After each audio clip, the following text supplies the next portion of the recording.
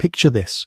You're standing in the shadow of the Taj Mahal at dawn, your breath forming small clouds in the cool air. The white marble rises before you like a prayer made stone, its perfect dome catching the first golden light. But before you marvel at its beauty, before you whisper about eternal love, close your eyes and listen. Listen for the echo of a woman's scream that has bounced off these walls for 4 centuries. On June 17, 1631, in a sultry chamber, hundreds of miles from here, Mumtaz Mahal, the chosen one of the palace, pressed her palms against blood-soaked linens and begged God for death after 30 hours of agony. She was delivering her 14th child. She would not live to see the 15th. Now open your eyes. The monument before you is not just a tomb of love, it is a gravestone for motherhood itself. Before diving into these forgotten stories of survival and suffering, if you enjoy learning about the hidden truths of history, consider hitting that like button and subscribing for more content like this. And please, comment below to let me know where you're listening from. I find it incredible that we're exploring these ancient stories together from different parts of the world, connected across time and space by our shared curiosity about the past. Welcome to the hidden world of royal motherhood, where queens were not crowned for their wisdom, but bred for their wombs, where pregnancy was not a blessing, but a political necessity, where every labour pain was monitored by courtiers, every miscarriage whispered about in palace corridors, and every stillborn child represented not just personal grief, but potential civil war. These are the stories they don't teach you in school. These are the women who paid the ultimate price for the continuation of bloodlines that we still study today, whose suffering was measured not in tears but in heirs. Here are 10 of history's most fertile queens, whose bodies became battlegrounds for dynasty and whose lives were consumed by the demands of royal reproduction. 1. Queen Anne of England. Anne Stuart ascended the throne of England in 1702, but a crown was built on a foundation of 17 broken dreams. Despite 17 pregnancies, she died without surviving issue and was the last monarch of the House of Stuart. 17 times her body had swelled with hope for the Stuart dynasty. 17 times that hope had been crushed. Stillbirths, miscarriages, children who lived just long enough to be named before their tiny coffins were carried to Westminster Abbey's vault. The cruelty of Anne's story lies not just in the medical facts, but in the political reality that surrounded each loss. Every miscarriage was documented by court officials. Every stillbirth was examined by physicians seeking to assign blame. Her first child was a stillborn daughter in 1684, setting the tragic pattern that would define her life. When her longest surviving child, William, Duke of Gloucester, died at age 11 in 1700, it wasn't just a mother burying her son, it was a dynasty breathing its last breath. In the Westminster Abbey vault, where Anne now rests, her sons William, Duke of Gloucester, and infant George and infant daughters, Anne Sophia, and 2 named Mary also lie in the vault, together with 6 stillborns. A further 6 children, gender unknown, were also stillborns or miscarriages. 20 small coffins surrounding one larger one, each representing not just a life lost, but dreams deferred, hopes crushed, a kingdom's future hanging by threads that kept snapping. Anne's physicians theorized endlessly about her condition. Modern speculation suggests systemic lupus erythematosus, antiphospholipid syndrome, or pelvic inflammatory disease. But what we know for certain is that each pregnancy became a public spectacle, each loss a national crisis. The Queen's womb was not her own, it belonged to England, and England kept demanding what it could not provide. Mumtaz Mahal. In the opulent courts of the Mughal Empire, being beloved by an emperor could be its own kind of curse. Mumtaz Mahal died from postpartum hemorrhage in Burhanpur on the 17th of June 1631, while giving birth to her 14th child after a prolonged labour around 30 hours. She had been pregnant almost every year of her 19-year marriage to Shah Jahan. While his other wives bore him 1 child each, Mumtaz was the most precious of Shah Jahan's wives. In practice, this meant that she yielded him 14 pregnancies against 1 each for his other wives. Think about that for a moment. 19 years of marriage, 14 pregnancies, 7 surviving children. Her body never had time to recover, never had a season of rest. She travelled with Shah Jahan on his military campaigns, heavy with child, riding in carriages across rough terrain, because an emperor's favorite could never be left behind. Despite her numerous pregnancies, Mumtaz traveled with Shah Jahan's entourage throughout his earlier military campaigns and the subsequent rebellion against his father. Mumtaz died from preventable ailments, a postpartum hemorrhage that could have been contained with a blood transfusion. She died because medicine in 1631 could not save a woman bleeding out after 30 hours of labor. The Taj Mahal rises from the banks of the Yamuna River as testament not just to love, but to the cost of being treasured not as a person, but as a producer of heirs. 3. Maria Theresa of Austria.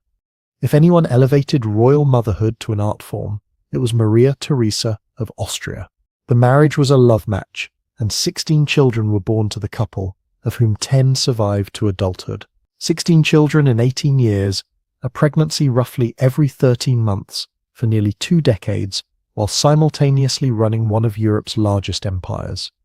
All the 16 pregnancies of Empress Maria Theresa ended in spontaneous vaginal deliveries at term, with no information on pregnancies ended in spontaneous abortion or preterm delivery. There were 15 live births, whereas 1 female baby was born without signs of life. But Maria Theresa wasn't just bearing children, she was running an empire. When Maria Theresa, Archduchess of Austria and Queen of Hungary and Bohemia, conceived and pregnancy reached 3 months, her pregnancy had to be proclaimed, while she was carried in a sedan chair during processions. She negotiated treaties between contractions, planned military campaigns while nursing infants, and managed the marriages of her elder children while giving birth to their younger siblings. Shortly after giving birth to the younger children, Maria So was confronted with the task of marrying off the elder ones. She led the marriage negotiations along with the campaigns of her wars and the duties of state. She used them as pawns in dynastic games and sacrificed their happiness for political advantage. Her most famous daughter, Maria Antonia, would become Marie Antoinette and die on the guillotine. Another daughter, Maria Elizabeth, was considered one of the most beautiful girls in Europe until smallpox scarred her face, destroying her marriage prospects. Even 16 children couldn't guarantee a dynasty's survival. 4. Talata, Catherine de' Medici. Perhaps no story illustrates the psychological toll of royal fertility pressure better than Catherine de' Medici. For 10 years after her marriage to the future Henry II of France, Catherine's womb remained empty, while the kingdom whispered about divorce. Francis had put them to bed to watch them jousting, and they jousted valiantly, and the Pope waited 34 days to see if his niece had conceived, but in vain. 10 years, a decade of monthly disappointments, of physicians prodding and examining, of court whispers growing louder with each passing season. The immense pressure for children from the young Princess Catherine led her to consult a doctor who advised her to literally try every trick in the book for getting pregnant, some of which were quite unpleasant, such as putting cow dung mixed with ground stag antlers on her source of life and drinking mule's urine.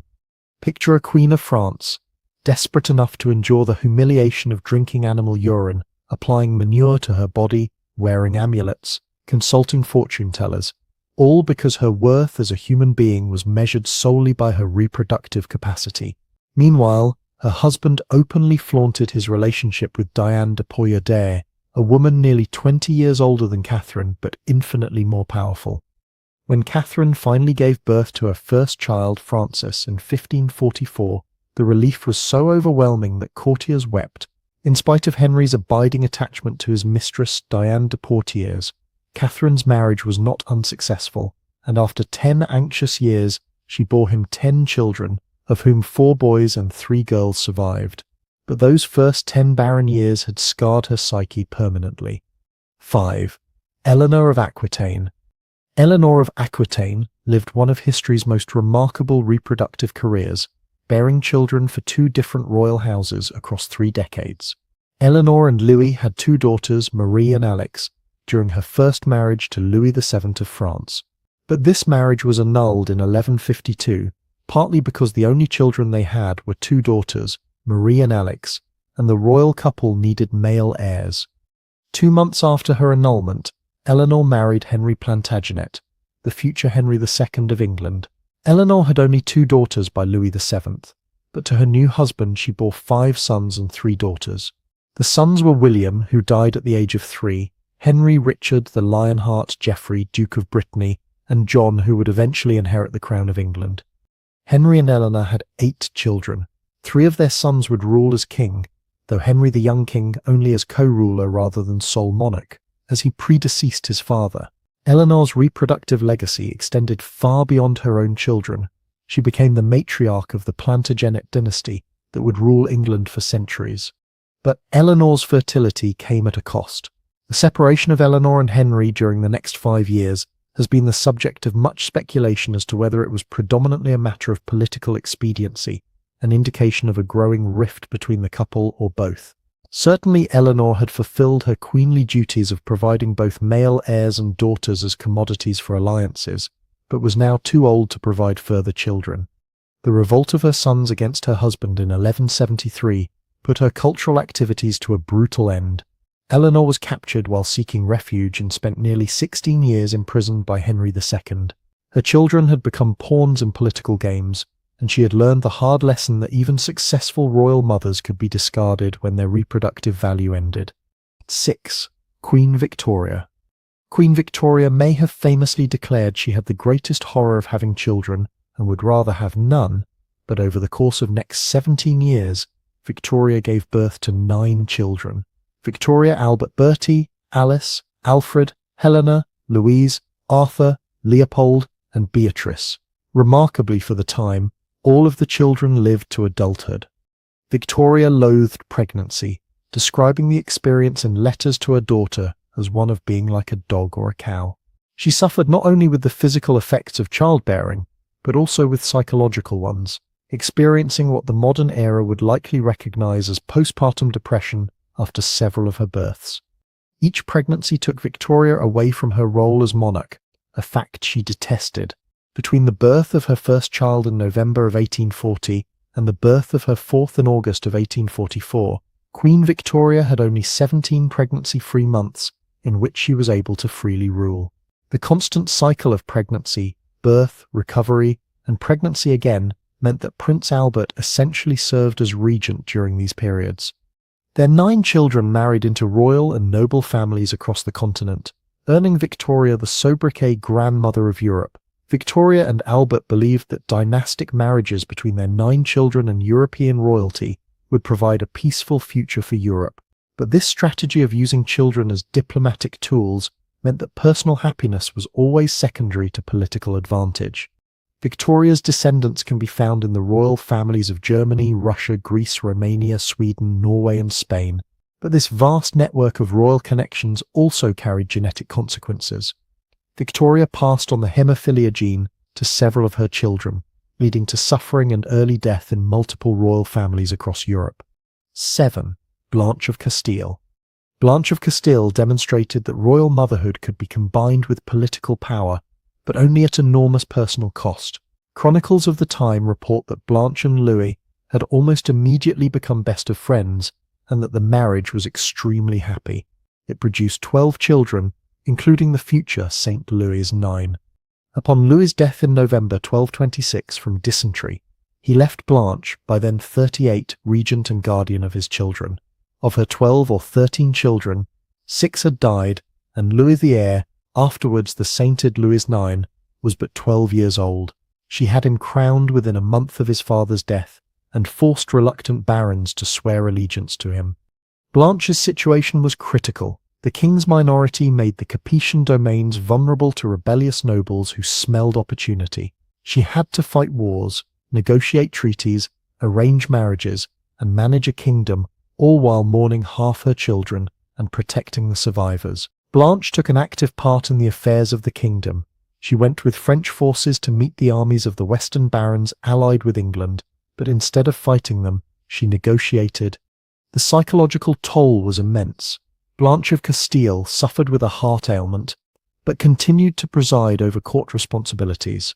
In 1252 she suffered a heart attack while on her way to the Abbey of the Lies for a retreat. She died still serving as regent while her son Louis IX was imprisoned during the Seventh Crusade. Her legacy wasn't just the children she bore, but the kingdom she preserved. Blanche's historical significance is important in both French and European contexts. She preserved the French crown and the Capetian dynasty at a critical time, but the cost was a life spent in service to others, with no time for personal grief or recovery. 8. Charlotte of Mecklenburg-Strelitz.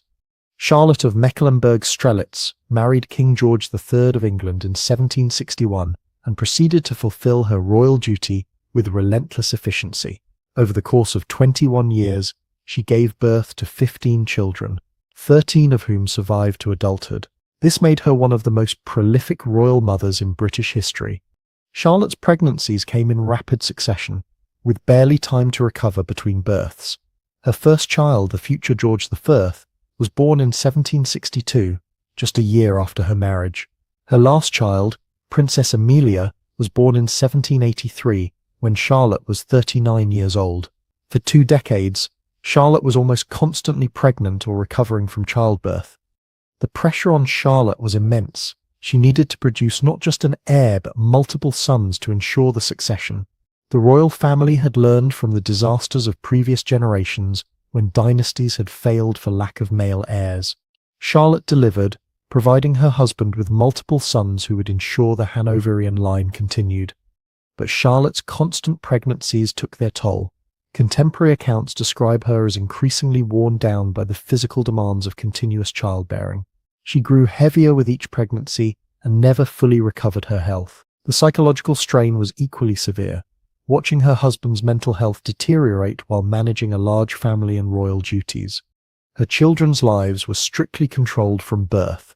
As one observer noted, the royal children lived like birds in a cage, with every aspect of their lives managed for political advantage. Charlotte had given her life to producing heirs, but she had little real influence over how those children were raised or what their futures would hold. 9. Isabella of Valois. Sometimes the most tragic stories of royal fertility involve queens who died young, their reproductive potential cut short by the very duty they were born to fulfill. Isabella of Valois became Queen of England at age 6 when she married the future Richard II in 1396. When Richard was deposed and murdered, she was married to Charles VI of France's son, the future Charles VII. Isabella's brief adult life was consumed by pregnancy and loss. She married Charles in 1406 at age 17, and immediately began the expected cycle of royal reproduction. Her first pregnancy ended in a stillbirth. Her second pregnancy produced a daughter who died in infancy. Her third pregnancy, in 1409, would kill both mother and child.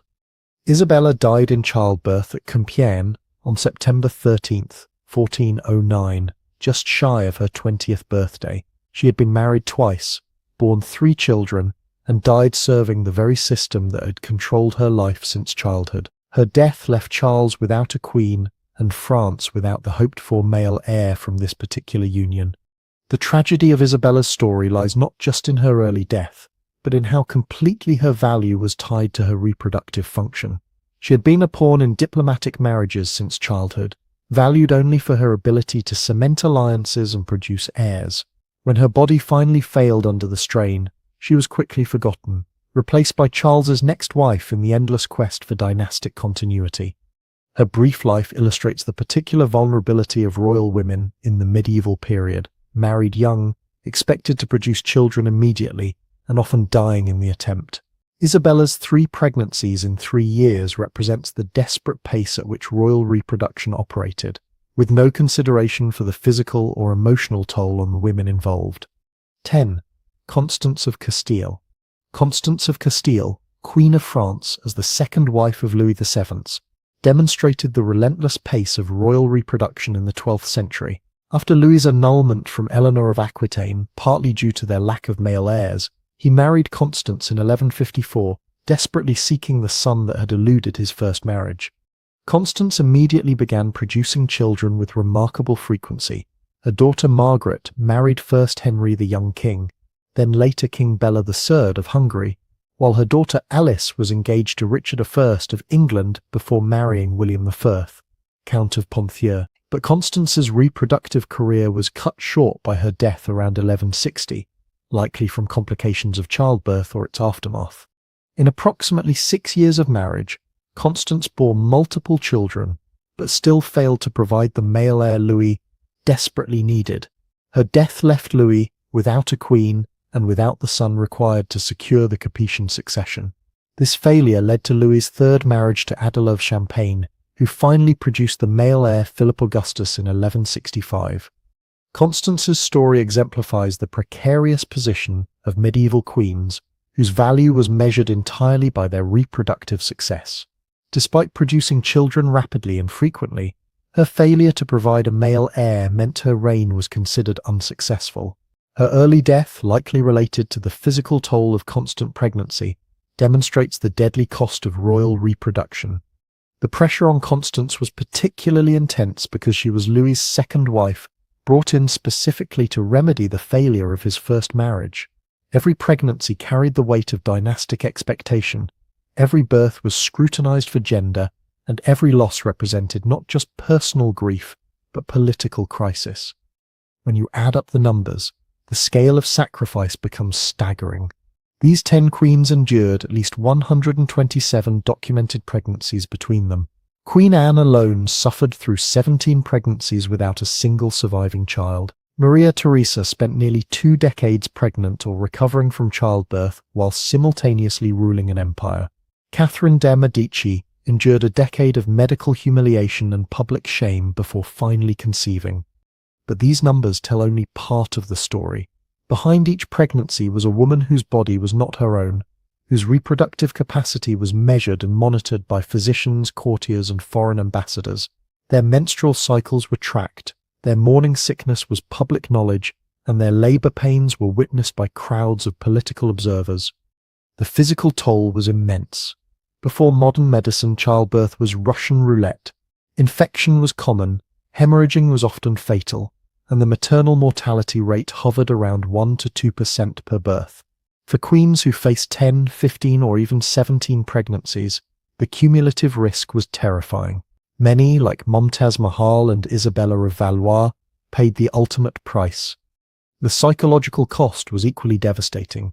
These women watched their children die in infancy, suffered miscarriages that were treated as political failures, and endured the constant pressure to produce male heirs. They were reduced to their reproductive function, their worth measured in sons delivered and dynasties secured. Perhaps the most degrading aspect of royal pregnancy was its completely public nature. The birth of a royal baby was considered so important that it needed witnesses. Queens often labored before great audiences of people, a factor that only increased their fear and misery during childbirth. Marie Antoinette's delivery in 1778 was so poorly managed that the press of people, the heat, and the lack of fresh air in the rooms, whose windows had been sealed up for months against the winter cold, was too much for her after her 12-hour labor, and she fainted from lack of oxygen. These weren't medical personnel, these were political observers, there to ensure that no substitutions occurred. Courtiers in the inner rooms signaled the baby's sex to those in outer chambers by hurling their hats up the air. Arms were crossed if the baby was a girl. Picture that moment. You've just endured hours of agony to bring life into the world, and your first thought must be not of your child's health, but of the political ramifications of their gender. The Queen's labour pains were state business.